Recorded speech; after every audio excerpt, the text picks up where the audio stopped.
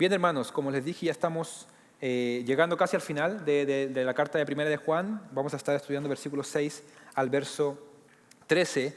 Y esta es una porción que que ha tomado bastante tiempo de estudio, porque es una porción difícil de poder estudiar.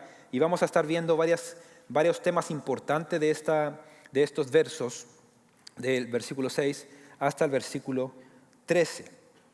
Pero antes de iniciar, quiero contarles, hermanos, que si hay un género dentro del cine, dentro de la literatura, dentro de la televisión incluso, que para mí es muy emocionante, que se ha ganado mucho espacio en mi vida, el cual yo me he gozado en ver esto o en estudiar o en leer esto, es el género del drama judicial o el drama legal.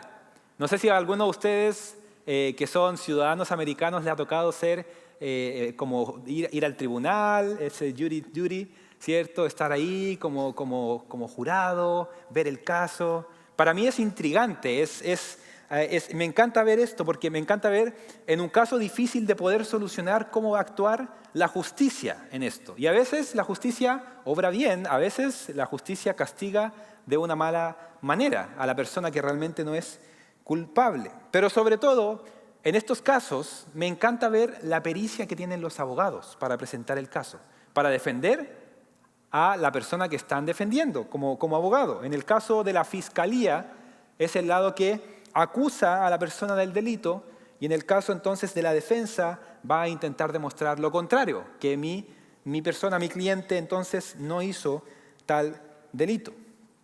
Y muchas veces, a pesar de que todas las pruebas apuntan hacia que el acusado realmente es culpable, y no sé si ustedes han visto películas, ya está casi por decir que realmente la persona es culpable, el abogado defensor se levanta y lanza un último acontecimiento, un último antecedente al caso y hace girar todo el caso y finalmente se demuestra que el acusado realmente es inocente.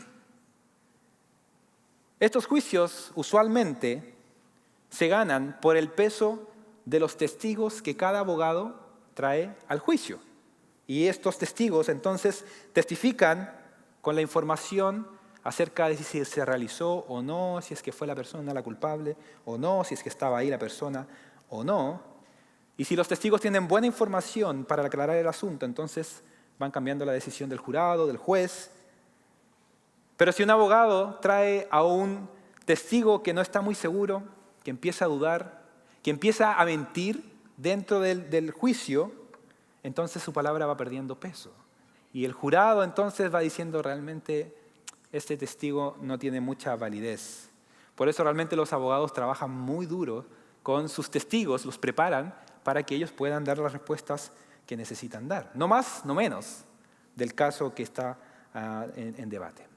Lo que está haciendo Juan y lo que va a hacer Juan en esta sección va a ser algo muy parecido a esto. Juan defenderá el caso ante un tribunal que nos vamos a imaginar, y el caso es el siguiente: ¿es Jesús realmente el Hijo de Dios? El tribunal se prepara, están los abogados, por un lado, desde el lado de la fiscalía, están los falsos maestros acusando de que Jesús no es el Cristo. Y por el lado de la defensa podemos decir que está Juan, quien es el abogado, y que va a llamar a muchos testigos al estrado para poder sustentar su punto. Pero va a haber un testigo, como lo dije al principio, hay un testigo de peso que va a cambiar toda la historia con la decisión de este caso. Vamos entonces a revisar este juicio imaginario para poder llegar a un veredicto final. Y dicho sea de paso, hermanos, este juicio nos tiene que interesar mucho, porque como hijos de Dios se está poniendo en duda la divinidad de Jesucristo. Y si se pone en duda la divinidad de la persona en quien hemos puesto nuestra confianza, todo el cristianismo se derrumba.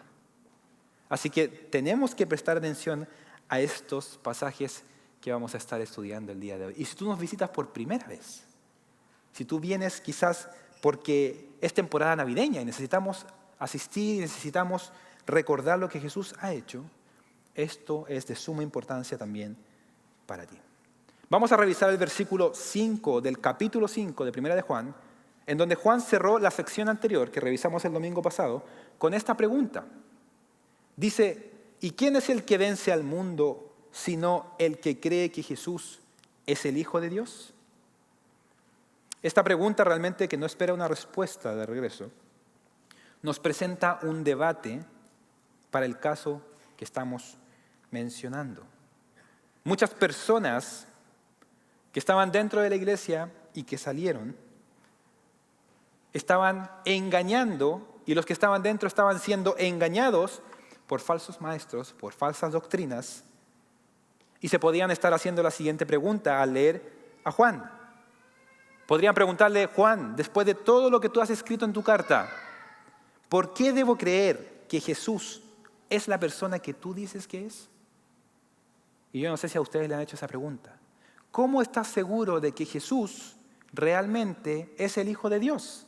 Realmente es un ser divino. ¿Cómo sé yo que ese Jesús, que dice la historia que nació en Nazaret, que fue hijo de un carpintero,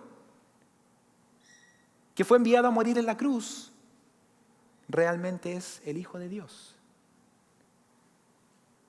Y entonces desde el lado de la fiscalía, de los que acusan, se levantan los testigos diciendo que muchos han visto que Jesús, cuando estuvo en vida, fue un mentiroso. Lo acusaron de ser mentiroso, lo acusaron de ser alguien que intenta descarriar al pueblo de Dios, lo acusaron de una rebelión en contra de Roma, incluso le dijeron que él era loco y que incluso estaba endemoniado. Entonces, pregunta la fiscalía, ¿por qué, Juan, debemos creer a lo que tú dices acerca de Jesucristo? Si todos los testigos en el tiempo de Jesús decían que era loco, estaba endemoniado y que incluso intentó conspirar en contra de Roma. Ante estos fuertes ataques por parte de la fiscalía imaginaria, parece que el jurado se empieza a inclinar por un lado y empieza a cobrar sentido lo que está diciendo estos maestros. Pero ahora es el turno del abogado Juan. Se levanta y lo que Juan va a hacer va a ser anticiparse a este tipo de pensamientos de su audiencia. Y en esta sección, del 6 al 13, vamos a ver las respuestas que Juan prepara de una manera extraordinaria con un sustento de peso. Y Juan nos va a decir, o nos va a hablar acerca del testimonio acerca del Hijo de Dios. Versículo 6 al 13 dice, este es el que vino mediante agua y sangre, Jesucristo. No solo con agua, sino con agua y con sangre. Y el Espíritu es el que da testimonio, porque el Espíritu es la verdad. Porque tres son los que dan testimonio en el cielo, el Padre, el Verbo y el Espíritu Santo. Y estos tres son uno. Y tres son los que dan testimonio en la tierra, el Espíritu, el agua y la sangre. Y los tres concuerdan.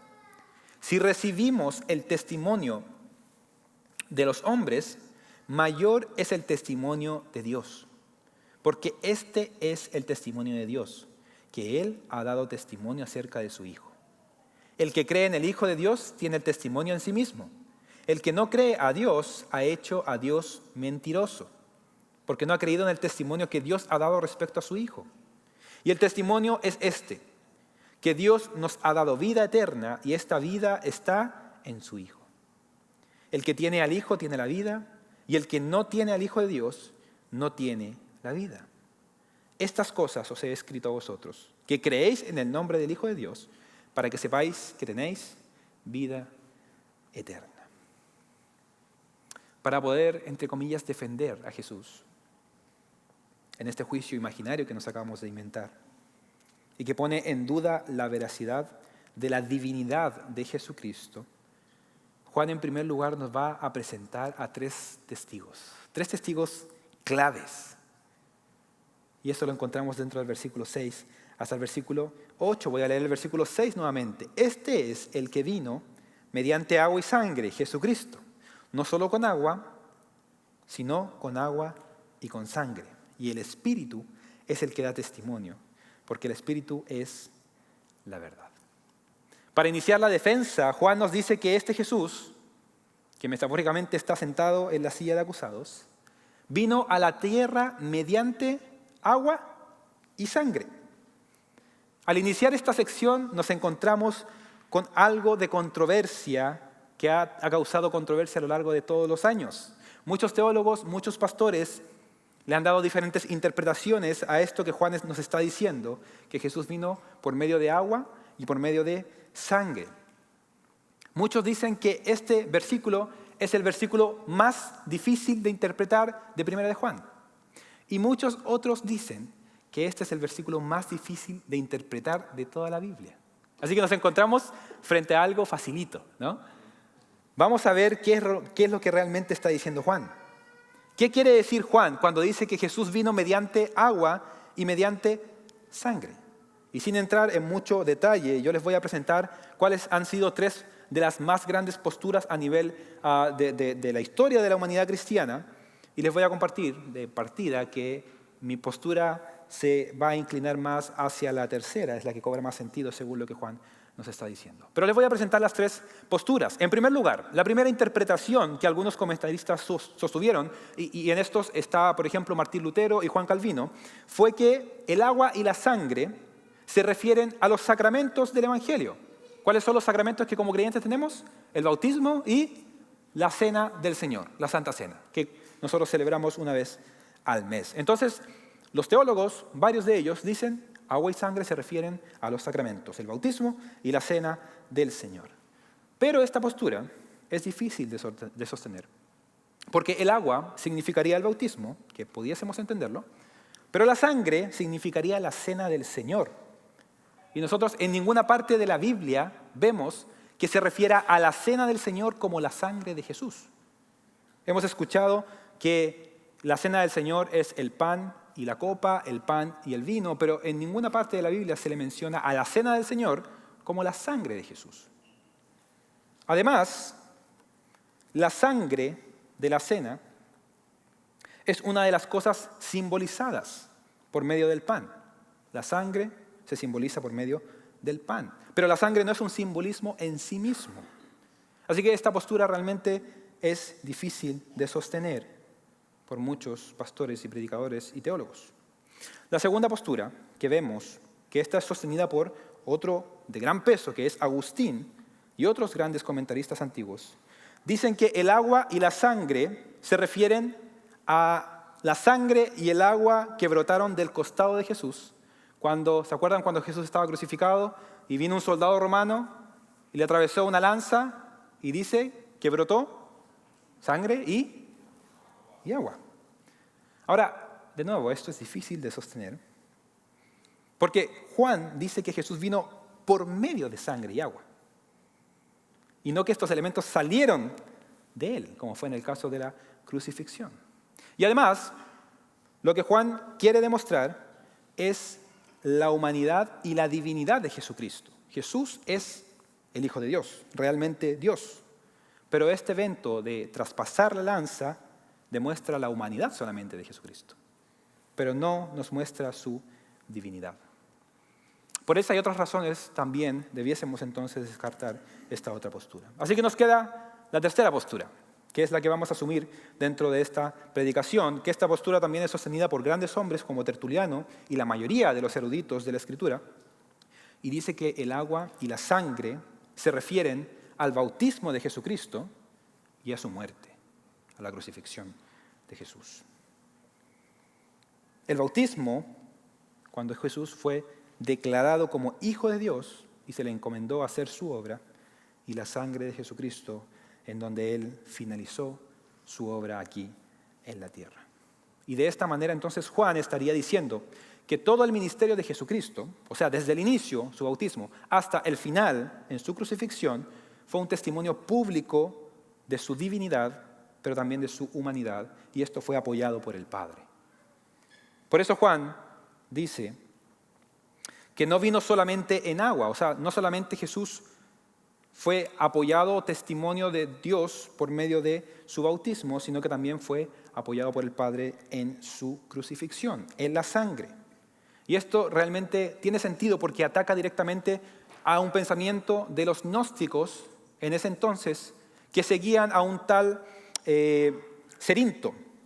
Este Cerinto, este personaje histórico, enseñaba que el Cristo divino había descendido sobre Jesús en el momento de su bautismo, convirtiéndolo entonces así en el ungido de Dios.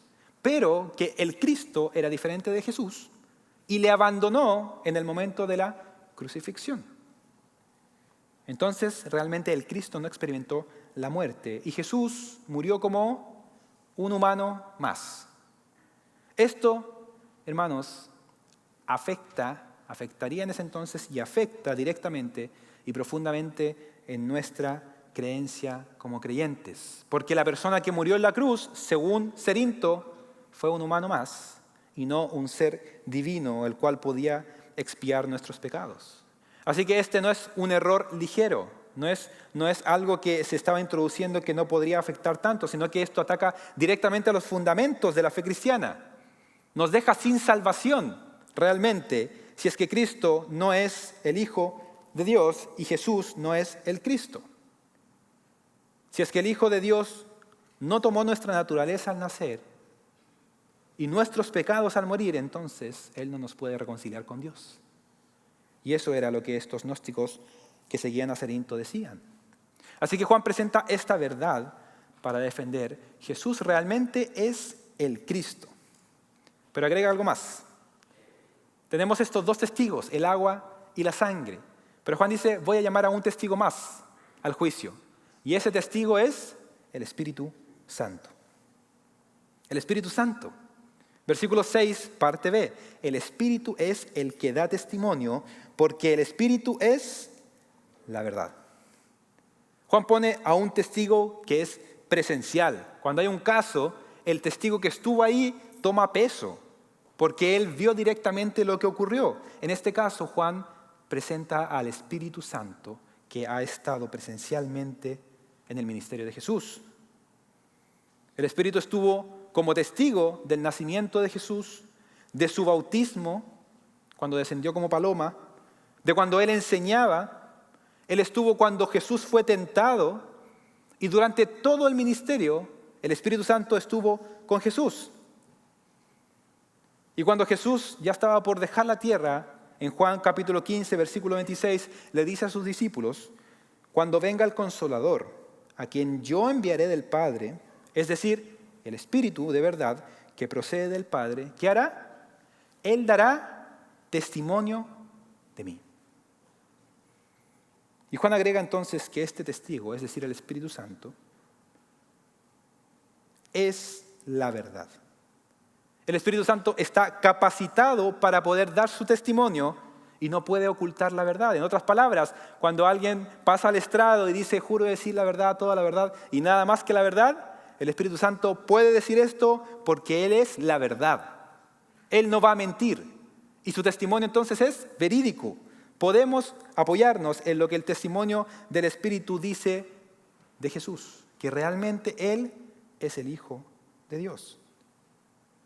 Y Juan dice que estos tres testigos, el agua, la sangre y el Espíritu, concuerdan entre sí, están de acuerdo en su testimonio. Yo no sé si ustedes, hermanos, se acuerdan cuando Jesús fue acusado injustamente. Muchos se levantaron, incluso le pagaron a testigos falsos para que pudieran dar testimonio en contra de Jesús. Fíjense lo que dice Marcos capítulo 14, 56 al 59. Dice, porque muchos daban falso testimonio contra él, pero sus testimonios, ¿qué? No coincidían. Y algunos, levantándose, daban falso testimonio contra él, diciendo, nosotros le oímos decir, yo destruiré este templo hecho por manos y en 3 días edificaré otro no hecho por manos. Y el versículo 59, ¿qué dice? Y ni siquiera en esto coincidía el testimonio de ellos. O sea, eran testimonios falsos que ni siquiera entre ellos se habían puesto de acuerdo para poder mentir bien. Pero estos testigos a los cuales Juan llama, ellos sí concuerdan entre ellos. Sí son verídicos. Y son 3, porque la ley judía demandaba eso. No podía haber una acusación en contra de una persona en los tribunales sin que pudiera ser confirmada por la evidencia de 2 o 3 testigos. Ahora bien, quiero hacer un alto en esta ilustración acerca de un tribunal. Voy a salirme un poco del tribunal imaginario que estamos inventando para explicarle algo que quizás usted está pensando. ¿Qué pasó con los 3 testigos que son mencionados en el versículo 7? Si usted tiene la Biblia de las Américas o la Reina Valera, usted va a ver el versículo 7 que dice: 3 son los que dan testimonio en el cielo: el Padre, el Verbo y el Espíritu Santo. Y estos 3 son uno. ¿Qué pasó con eso? Te saltaste ese versículo. Bueno, la razón es que esta porción, este versículo, no se encuentra en los mejores o los manuscritos más antiguos, sino que esto fue agregado posteriormente, probablemente por alguien que estaba copiando los manuscritos. De hecho, si es que usted va o tiene una versión como la NBI o la Nueva Traducción Viviente, o si usted la busca en su celular, usted va a encontrar que este versículo no aparece, sino que se salta y se va directamente a la porción donde dice que estos 3 están de acuerdo: el agua, la sangre y el espíritu. Pero si usted tiene la Reina Valera o la que estamos usando el día de hoy, la Biblia de las Américas, va a encontrar un pie de página al final de su Biblia que dice que esto no aparece en los manuscritos más antiguos. Ahora, esto no afecta en nada, absolutamente en nada, en la veracidad de la Biblia. Recuerden, hermanos, que nosotros tenemos copias de los manuscritos originales y por ende tenemos diferencia en algunos versículos. Pero como dice Martin Lloyd-Jones con respecto a estos temas importantes, él dice: lo importante es que estas variaciones no afectan para nada la sana doctrina ni la verdad cristiana. O sea como sea, si es que tomamos estos versículos como una versión extendida, diciendo que el Padre, el Hijo y el Espíritu Santo dan testimonio en el cielo, o la tomamos como la versión más reducida, como sea, eso no afecta en nuestra doctrina. Si es que quitamos el versículo 7 que habla de la Trinidad, tenemos muchos otros versículos que hablan de la Trinidad. Así que no afecta en nada si es que lo tenemos extendido o no. Así que explicando esto, vamos a volver al juicio. Vamos a cambiar de canal. Vamos a volver al juicio que estamos viendo. Y Juan, como un muy buen abogado, ya ha presentado a 3 testigos de peso para evidenciar que Jesús realmente es el Cristo, es el Hijo de Dios. Y estos 3 testigos son el agua, la sangre y el Espíritu Santo. Y si ustedes pueden ver en su imaginación al jurado, empiezan a escuchar a Juan y empiezan a decir: tiene sentido, la balanza se empieza a equilibrar, pero todavía hay un testigo más que Juan va a añadir a este caso. Y este testigo es un testigo clave, como dije al principio, alguien que va a cambiar la historia, alguien que le va a dar mucho más peso a lo que Juan está diciendo, y este testigo es Dios mismo. Versículos 9 al 11. Dice: si recibimos el testimonio de los hombres, mayor es el testimonio de Dios. Porque este es el testimonio de Dios, que Él ha dado testimonio acerca de su Hijo. El que cree en el Hijo de Dios tiene el testimonio en sí mismo. El que no cree a Dios ha hecho a Dios mentiroso, porque no ha creído en el testimonio que Dios ha dado respecto a su Hijo. Y el testimonio es este: que Dios nos ha dado vida eterna y esta vida está en su Hijo. Hasta ahora hemos evaluado testimonios humanos y lo que Juan probablemente está diciendo es el testimonio que Juan el Bautista dio acerca de Jesucristo. ¿Se acuerdan que él era la voz que clamaba en el desierto y preparaba el camino para el Mesías? Y de hecho, cuando Jesús vino, él dijo que el testimonio de Juan el Bautista era válido acerca de él. Eso está en Juan capítulo 5, versículo 32.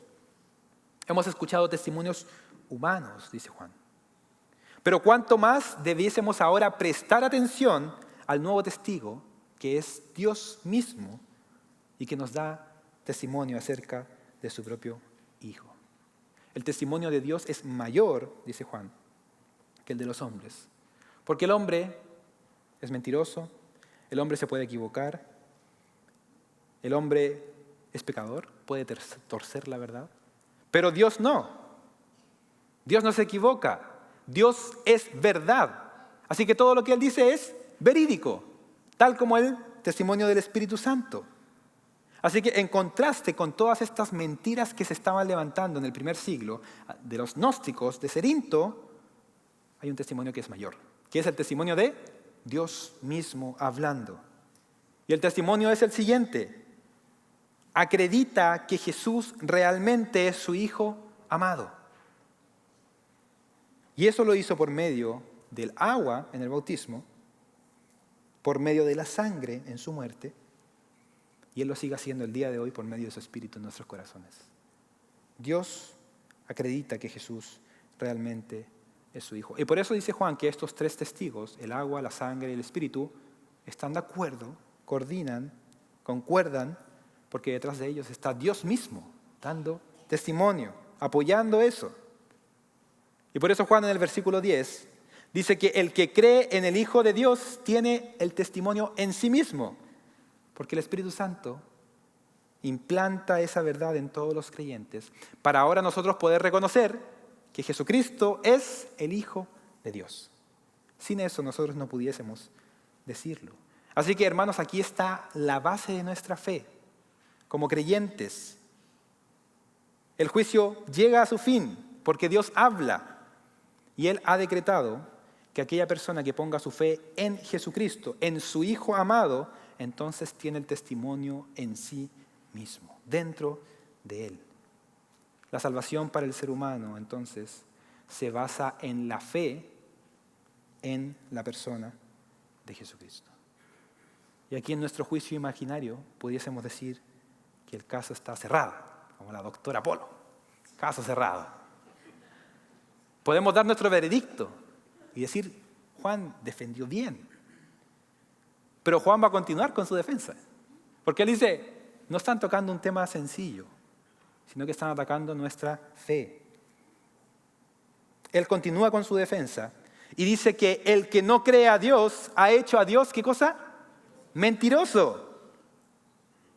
Fíjense que Juan no dice el que no cree en su Hijo Jesucristo, sino que el que no cree a Dios.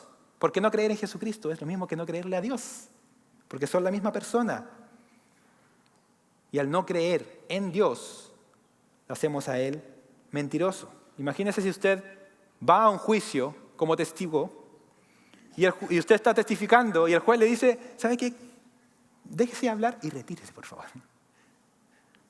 El juez no le creyó nada y usted queda como un mentiroso delante de todas las personas que están en el juicio. De esa misma manera, aquel que no cree el testimonio de Dios acerca de su Hijo, acerca de Jesucristo, le está haciendo a Dios un mentiroso. Ahora fíjese también que Juan no dice el que no cree en Dios, sino que el que no cree a Dios. Y hay una gran diferencia en esto. Hay muchas personas que dicen creer en Dios, pero que no le creen a Dios. No le creen lo que Él ha dicho, lo que Él ha declarado en su palabra, lo que Él nos ordena a nosotros para poder obtener la vida eterna. Y por eso hay muchas personas que dicen que creen en Dios, pero que se inventan su propia manera de poder llegar a Dios. Porque no le creen a Dios lo que Dios ya ha revelado. Inventan su propia religión, inventan sus propias reglas, y eso alejado totalmente de lo que la palabra de Dios dice. Incluso se dice ser cristianos, pero no viven conforme como Dios demanda que vivamos. Y esto es porque no le creen a Dios, no creen lo que Él dice en su palabra, y no creen porque no quieren cambiar, porque hay dureza en el corazón del ser humano. Porque lo que Dios dice, si realmente es cierto lo que Dios dice, entonces tenemos muchas cosas que cambiar nosotros. Tenemos mucho por lo que arrepentirnos. Tenemos mucho por lo que pedir perdón y humillarnos. Pero no le creen a Dios porque no le quieren obedecer. Porque si es verdad todo lo que Dios dice, entonces hay mucho trabajo por hacer.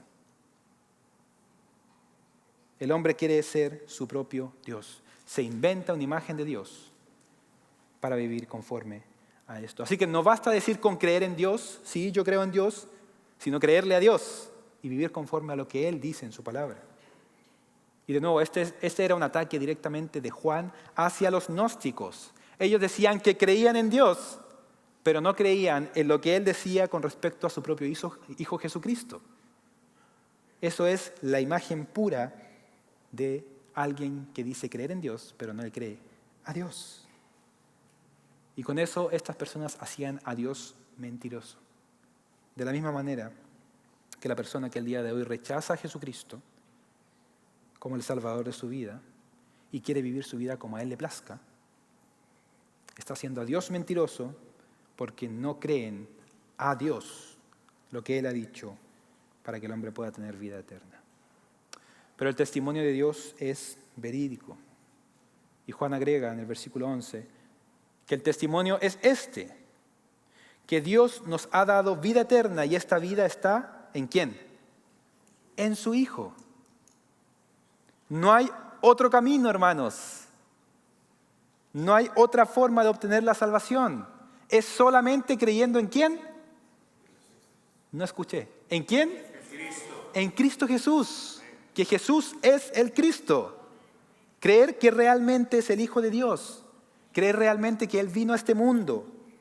Creer realmente que Él se humilló al bautizarse como un pecador, como nosotros. Pero Él vivió una vida perfecta. Creer realmente que Él fue clavado en una cruz, derramando toda su sangre, cargando nuestros pecados y muriendo para así resucitar al tercer día. Ese es nuestro Salvador. Y el día de hoy ofrece salvación para todo aquel que cree en Él y se arrepiente de sus pecados. ¿Cree en Dios? ¿Le cree a Dios? Porque eso es lo que Dios ha dicho en su palabra con respecto a su Hijo. No intentes llegar a Dios a tu manera. No inventes tu propia forma o tu propia versión del cristianismo. No puedes decir yo creo en Dios, pero no creo en la iglesia. Porque Dios ha establecido a la iglesia. Eso es lo que Él ha dicho. No puedes decir creer en Dios, pero vivir como se te dé la gana. Porque Dios ha puesto parámetros en su palabra para saber cómo el creyente tiene que vivir. Así que no puedes decir creer en Dios, pero no creerle a Dios. Creer en Dios, pero no creerle a Dios. Así que mi llamado es que creas en Dios, pero créele a Dios y lo que Él dice, cuál es la forma correcta de poder vivir. Y de nuevo, ahora sí el caso, podríamos decir, llegó a su fin.